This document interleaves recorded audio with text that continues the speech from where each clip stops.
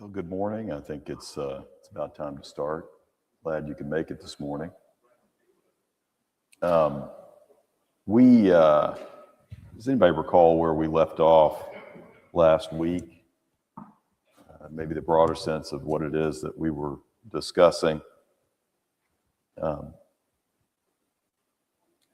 We've been discussing in this class the book of Romans, and with the attempt to be able to express the message to other people. If I recall anything about what we talked about last week, where we left off? Left off in Romans 6 and talked about the not just baptism, but the connection between baptism and the death, burial, and resurrection of Jesus, and what baptism does to regenerate us, not just in the sense of an act, but in the sense of the connection to Jesus' life, death, burial, and resurrection. I point the life out because the transformation that takes place is something we're going to talk a little bit about this morning from chapter 7. But just to go back, the broader sense of the broader purpose of the class is to be able to express this message in such a way that people can understand it. And Romans is a great place to do that, but also can be a very confusing place because of the way that Paul kind of jumps back and forth with his discussions, and some might say arguments, about what is in one chapter is not completely discussed in that chapter, but expounded upon later in the book. And so we're going to find a moment this morning that kind of takes a bit of a digression and almost seemingly a step back, but an important step nonetheless. So, does anybody remember anything about the first 6 chapters? And if you don't mind, let me give you the microphone to kind of talk about where we've been,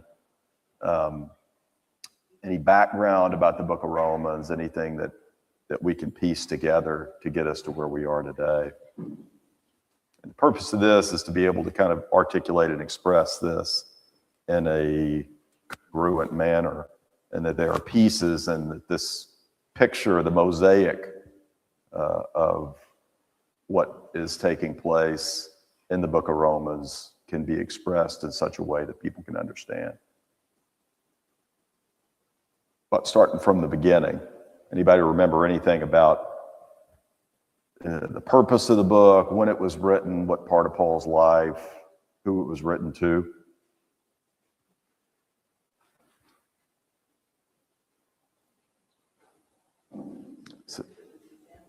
Written to the Jews and the Gentiles. Excellent, Polly. So written to 2 different groups of people. There's other ways to put this: Jews and Gentiles, churched, unchurched, religious and pagan. Written towards the end of Paul's life, probably as late as 58. He may have died in the early to mid 60s, actually in a Roman prison. Is what commonly is believed, although not in Scripture. Historically, that's what most historians think. The purpose of the book is essentially a Christian manifesto, which is why we're using it to describe, to be able to articulate the Christian message. It's the way that we might be able to express the gospel to other people. And so Paul goes through this in a different book, in the Epistle to Galatians, but the Galatians was written specifically to Judaizers, people that were trying to take the message, the legalism of Judaism, and apply it to Christianity, and hold some of those past acts and rituals over the church. Romans is written to two dichotomous groups of people that would have known the Jewish law, much like Paul, and those that really didn't have much of a background in any type of moral teaching, much less Christianity. So you can see this huge dilemma. And so another great reason to use Romans is we live in a culture that doesn't know the Bible. We have Christmas, but do we have Christ in Christmas? We have morals and beliefs, but as we experience when we watch, for example, the news or shows, we have these heroes, but some of the flaws in those are less than ideal. And there is not a congruous way to connect the flaws with a humility that brings each of us to our knees within Christianity, if that makes sense. And so Romans gives us that opportunity to make those things congruent. So we start in chapter 1 and look at the introduction that Paul gives in the second half of the chapter, and he walks through what it looks like to deny God and ultimately be led into depravity. And then he finishes the chapter and starts the next one by saying, you people who are telling these people your moral teachings in chapter 2, you're doing the same thing. And you can see how he's talking to one group at the end of chapter 1 and focused on the other group at the beginning of chapter 2. And this back and forth continues as he talks to those that have not even been exposed to Christianity at any level in the middle of chapter 2, and then starts back with the first 10 verses of chapter 3 with prophecy focused on the fact that Israel never really focused on who God was and what he'd done for them and seeking forgiveness and an understanding of God, but rather did our own thing. And we're going to talk about that a little bit this morning in the sermon as it relates to welcoming our new ministers. And yet we get chapter 4, and Paul brings up two pillars of the faith, Abraham and David, and he whitewashes a lot of the things that they did wrong. And you can see within that he focused more on the pagan people, the unchurched people by doing that, but also may have angered those Jews who would have been like, you left out some of these parts. You're people that would have known that these people did have flaws. And then he brings them all together, as he does in chapter 3 and chapter 5, by saying, everybody's messed up. All the law did was to define sin. It doesn't make us right. And in chapter 5, a good person, somebody might die, but you Jews and Gentiles are not good. And you're all under that same sin. And the only way to reconcile us to God is through Jesus Christ. And so we start chapter 6 with baptism, the death, burial, and resurrection. And that connection through baptism is where we are reunited, reconciled, brought back together with God, made right. And so that's just an example of what it is I hope we can accomplish by focusing on these individual chapters. This is something that admittedly has taken me some long period of time in my life to be able to go through. But it's also the way that I think if we just start to take one passage at a time like we're going to do today and try to put this together in a bit of a mosaic, if you've seen a mosaic, there are these little individual colored tiles or pieces that are put together. But if we can take the broader sense of what is said, put it together in a way that we can communicate to other people, we're more likely to be able to share this message with one another and ultimately with people outside this building. So that's my hope with this. And today we're going to focus on a particularly difficult passage. And we'll also hand this back to you at the end of class to study on your own to see exactly how you fit it in, because there are, particularly with one part of this passage we're going to talk about, there are multiple views of how this is translated. And it's a great place for class, but it's also a great place for a theologian to step in. And me not being one, I will invite you to be your own theologian at the end of class. But I'll give you some framework, and we'll talk about it a little bit and hopefully get closer to a mutual understanding. So we are starting in chapter 7. Chapter 6, we talked about the death, burial, and resurrection, the link to baptism, and the expectation that brings. When we enter into Christianity, it is a character-building exercise that we ought to look more like Christ. And we've talked many times in this class about a more detailed list of what that looks like. Does anybody recall any of the things that we've mentioned or passages that we've mentioned?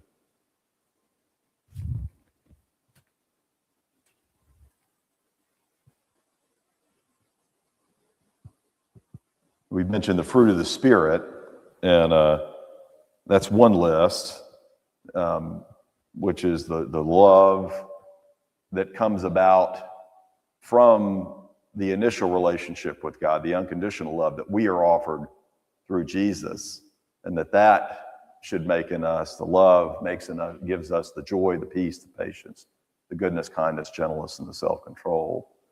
And it is, the list is one that personally, as I have gotten older, I have seen that it's far easier to say than to do all of them. And maybe some of us are good at some and some of us are good at others. And within that, there is some opportunity for grace and mercy towards one another. And it is in the challenge of wisdom and discernment. And the second place that we've talked about in this class is Proverbs, that how we engage one another and how we are wise and discerning about what that looks like. A great example of this is the many of you that have volunteered your time to help us count, collect, deposit, pay bills.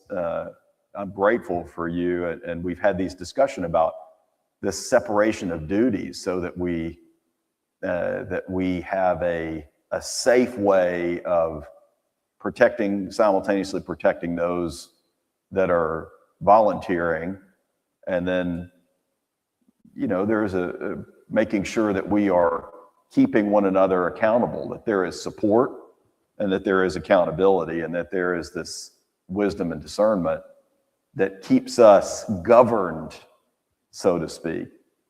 And so as I look at the combination of what Paul has said in Romans 6 and what we're about to talk about in Romans 7, the church is the mediator of this support, yes, but also to say there is this accountability. And Proverbs, specifically in this list of fruit of the Spirit, and as there is in chapter 6, with this hope that we have that builds character,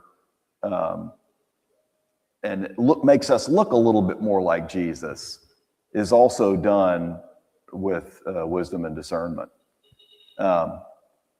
Any thoughts on this before we enter into chapter 7?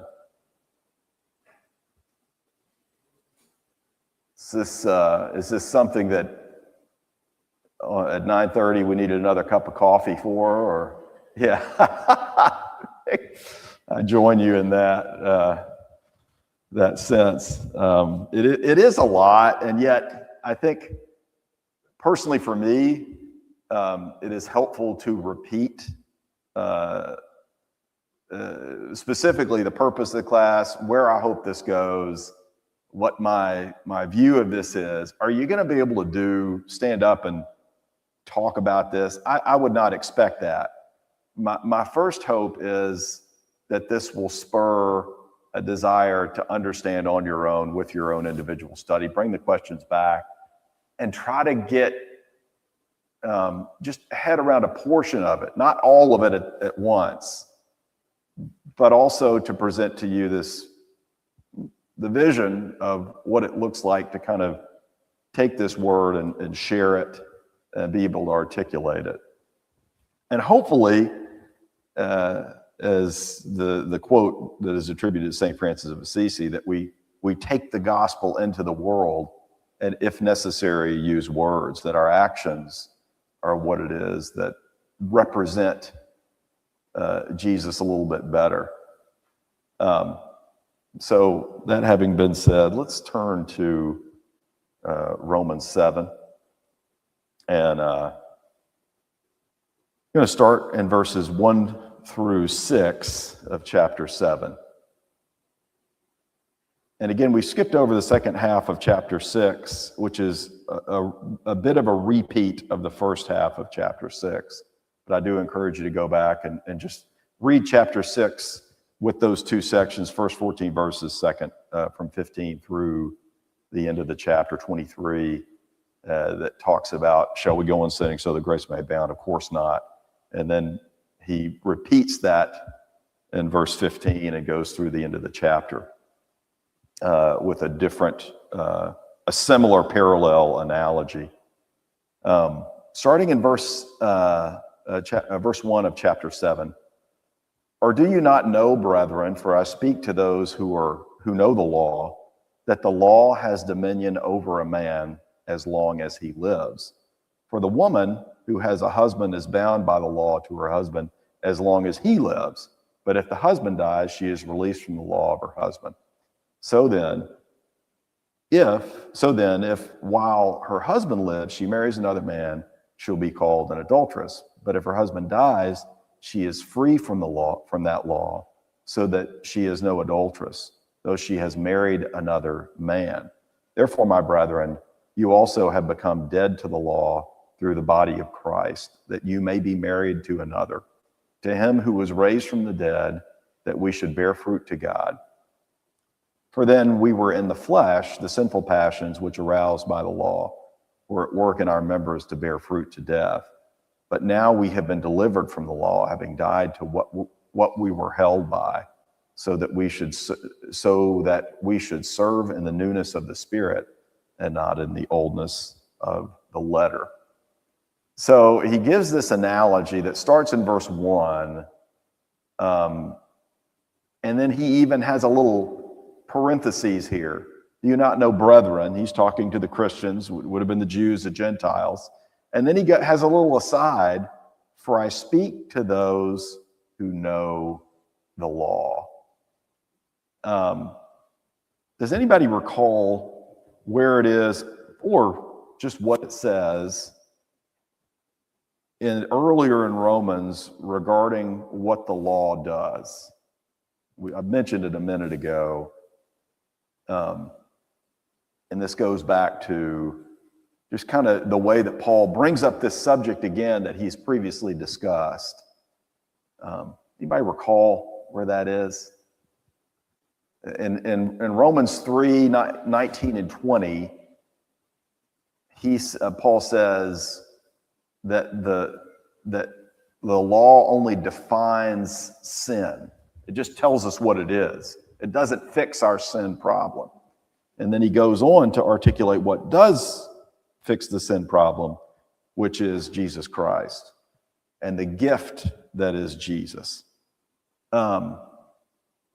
And so he's giving this analogy of this marriage between a man and a woman. The husband dies, she's no longer committed to him.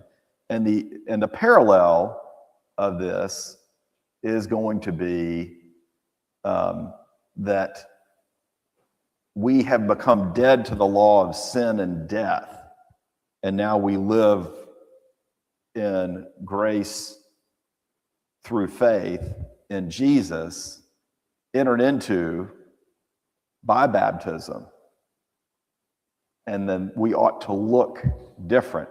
But he's going to bring something very interesting up here about what that difference is. And this is that passage that is confounding to many. And I'm going to share with you an expanded view. There's many different views of this passage, but this is a critical passage to understand Romans and how we relate to it. So starting in verse 7, what shall we say then? Is the law sin? Certainly not. On the contrary, I wouldn't have known sin except through the law, for I would not have known covetousness unless the law had said, you shall not covet.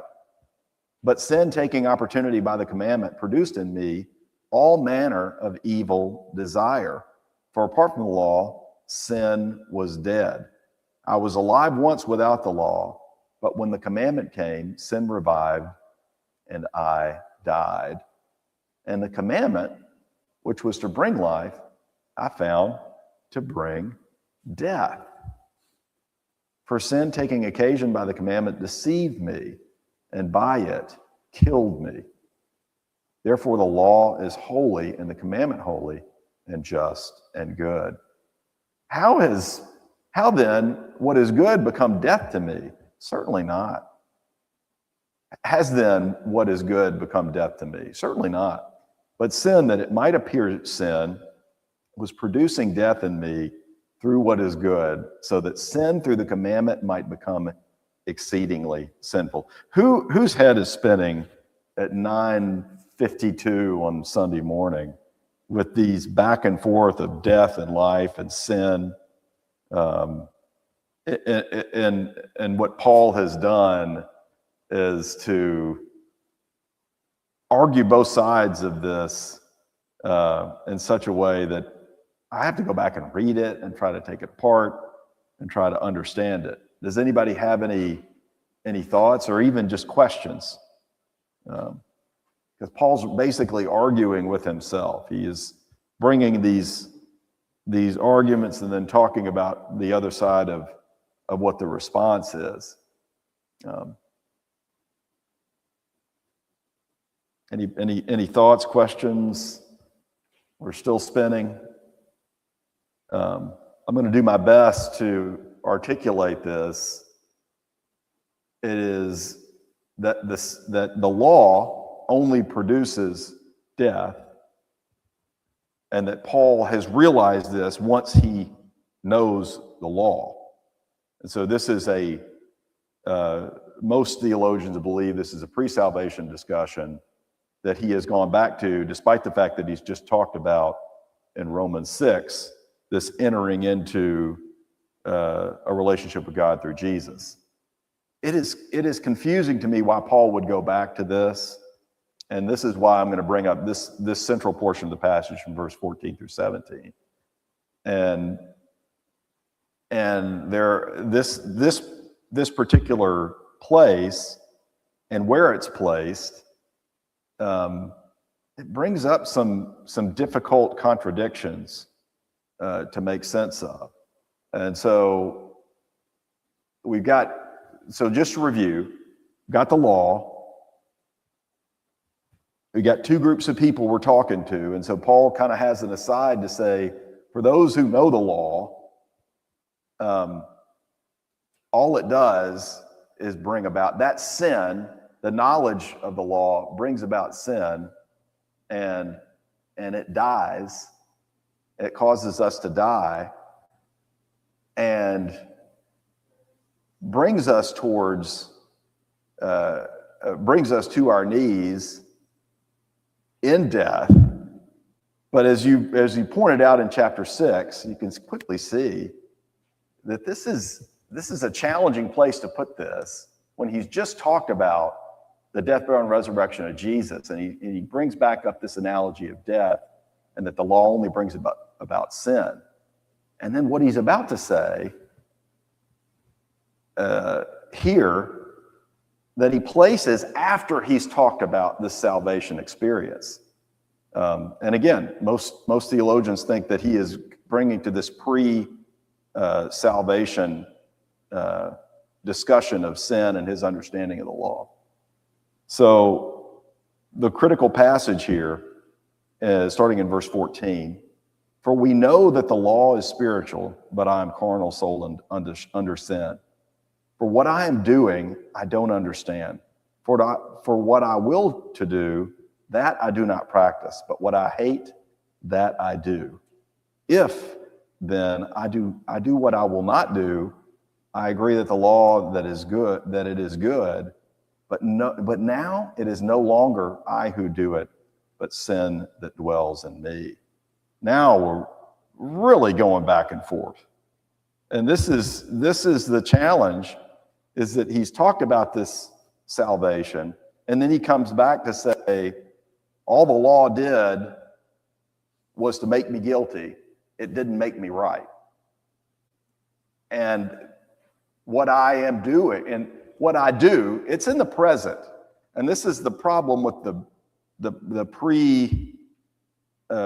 pre-salvation, unless you take the whole passage and see that he's talking about, in the context of this, he's talking about the sin making him dead, learning about the law and struggling with it. Now, practically, as a friend of mine says, as Christians, we are either struggling with sin or we are sinning. And I think this is what Paul is getting at, even though this is a pre-Christian condition, because he's not perfect. Paul claims he's not perfect, and this is in the present. In the context of this, however, most theologians think that this is a pre-Christian idea.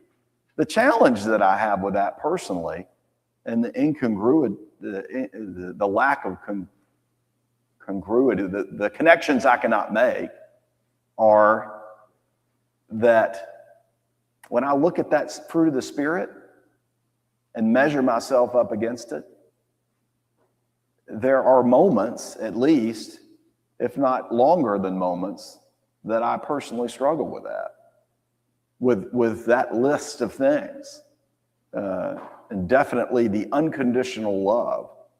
And therefore, I'm forced only by this gospel to be brought to my knees. And it's within that humility that God can change me. And yet, Paul here, a 30-year Christian, is still pointing this out. And it looks to be, at least in the present, in the context of after he's discussed salvation. And he doesn't qualify it, as we'll find later. So any thoughts on this? This is the big challenge of what Romans has led up to, is this is in here, and it's in here after he's discussed salvation.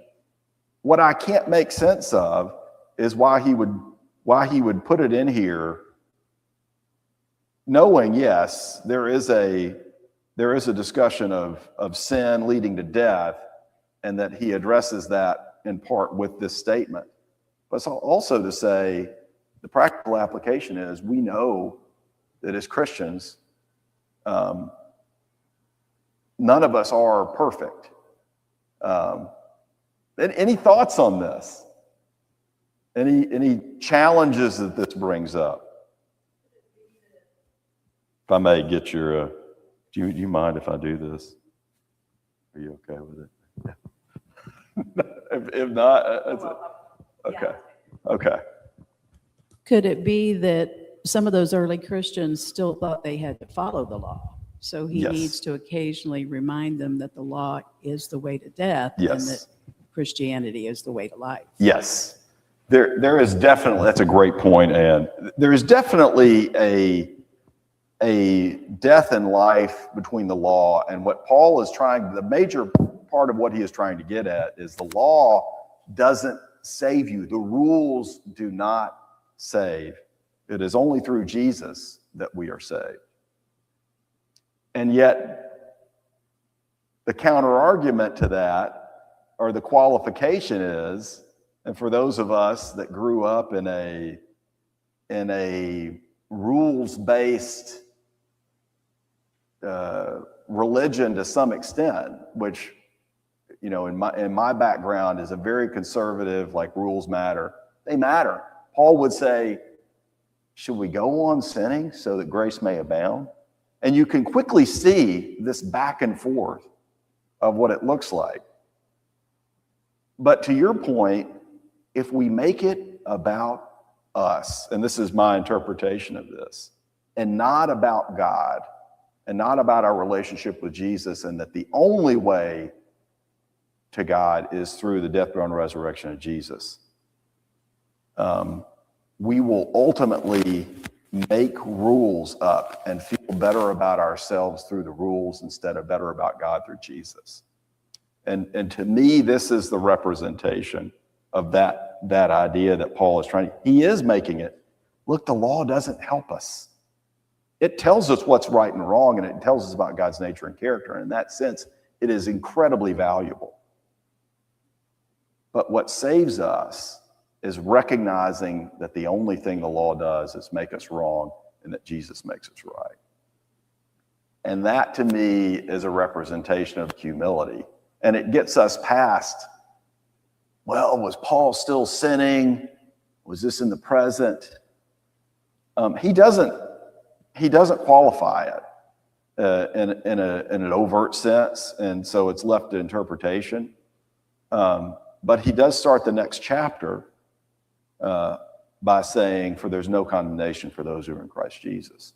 And so if we can get to, and I encourage you to go back and look at this and study it for yourself. The majority of those theologians that I read will say that this is a pre-conversion state, that he's gone back and that's the context of the chapter, it looks like.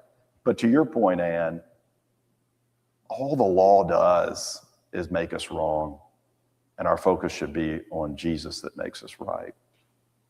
And within that, the way that we handle our own sin and other people's sin can be seen through the eyes of grace and mercy. And yes, we have that balance of support and accountability through both the fruit of the Spirit and the Proverbs, that we need to be wise and discerning and say, is my life really changed if this is still in my life? Do I need to get on my knees and relinquish this? And I think that can be done within the church through the relationships that we have. But it takes time for us to do that. And to think that we are not saved apart from the law, we would be in peril, in eternal peril, without the grace and mercy that comes apart from the law. And I personally see no other way. And I'll share the story. I know I've shared this one before. I apologize, but it's a great representation. Billy Graham was in post World War II Germany, shortly after the surrender of Germany with Konrad Adenauer. He's sitting in this office with Konrad Adenauer, the German politician who had been placed over the rebuilding of Germany. And Adenauer's looking out over the destruction with his back to Billy Graham, and just talking about things, but looking over the destruction. And after a moment of talking, just looking out over the destruction, Adenauer says to Billy Graham, do you believe in Jesus Christ? Do you believe in the resurrection? Do you believe in redemption? Do you believe in reconciliation? And Mr. Graham says something, he fumbled. Billy Graham tells the story, he fumbled over an answer. he was caught off guard, and without turning around, with Adenauer looking out over the destruction, he says, without the resurrection of Jesus, there is no hope for the world. And I think that represents the hope that we have, that without the redemption and the reconciliation that comes through a God that loves us despite who we are and what we've done, it is difficult for me to think that there is hope. And it must come apart from the law. It is not that the rules don't matter. You can't read Romans and think that the rules don't matter. But that if we put our faith in Jesus, that the redemptive nature and the forgiving nature, that yes, recognizes the reality of where we are. And it starts with me measuring myself against the fruit of the Spirit and the wisdom and discernment of Proverbs, among other things and places. But no better place is there to measure myself against than the Romans 6 death, burial, and resurrection, and the life that brought the meaning of that death, burial, and resurrection. And so, like, as I look at the way to articulate the gospel, and I hope that as we come to a semi-end of this class and we start looking towards Grant and Ethan coming and teaching, my encouragement is for each of us to investigate, look at, find a way to articulate this gospel the way that is fruitful and that expresses, yes, with our words, a better understanding that we had yesterday, but also the grace and mercy that is found only at the foot of the cross. That there is a place for each of us there to simultaneously understand God, come to know Him, and be reconciled to Him, but also share with other people. Any of these, we've got just a few minutes here. First of all, has anybody ever looked at this passage up to this point, particularly 14 through 17, in this way? And I encourage you definitely to read the rest of the chapter. There is something in this. Is as far as I wanted to get this morning. Does any of this, is this a new view? Is this something you've looked at before? Does this resonate? Is it confusing?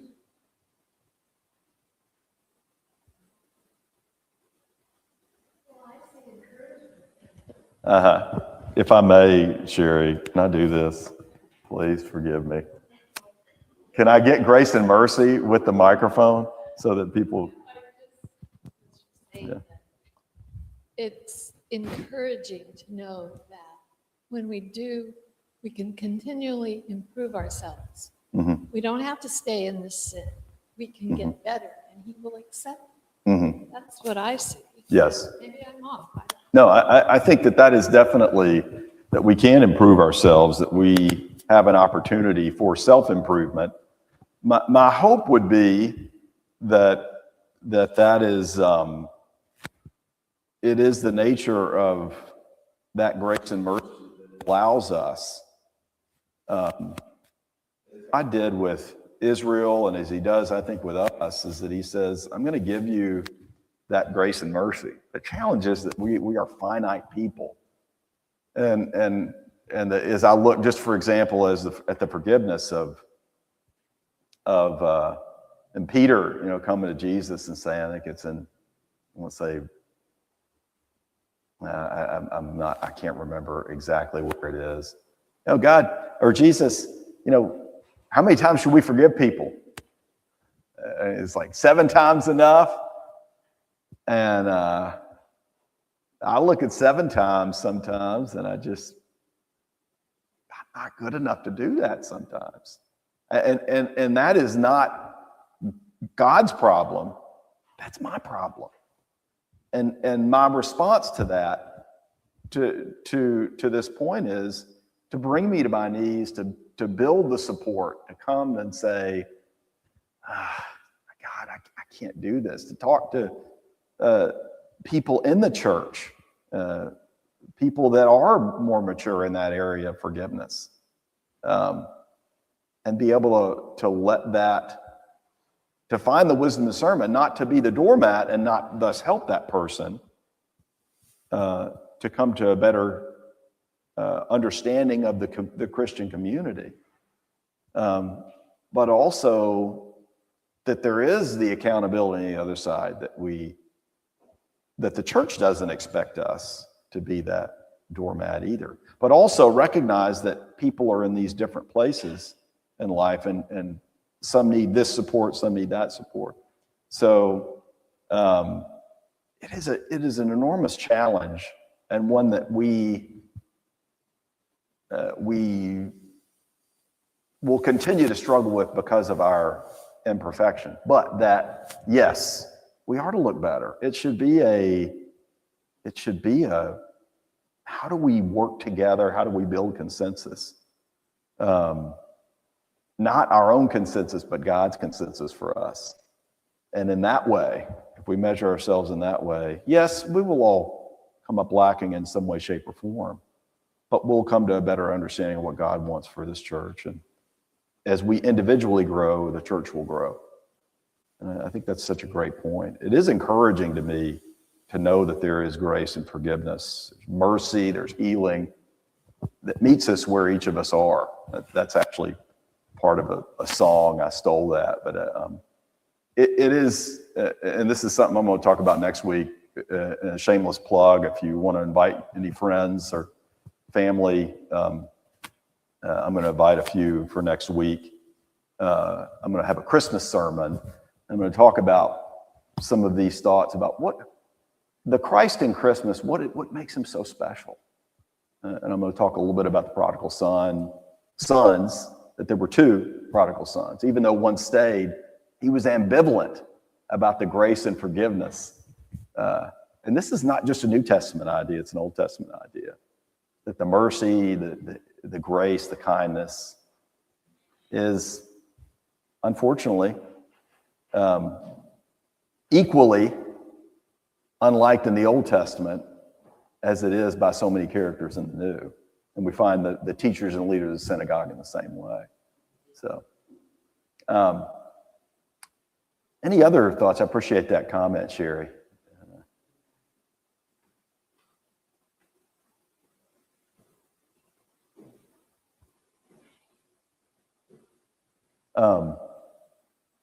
Well, I appreciate you coming this morning, and we'll close in prayer. God, for the grace you've given us, we are eternally grateful. We praise you for your Son that showed us grace and mercy and showed us what it meant to make the ultimate sacrifice, especially this time of year. God, we pray that we might represent that sacrifice to other people and be wise, discerning, and supportive of one another, and be the accountability that you would like for us to be as well. All these things we ask in your Son's name. Amen.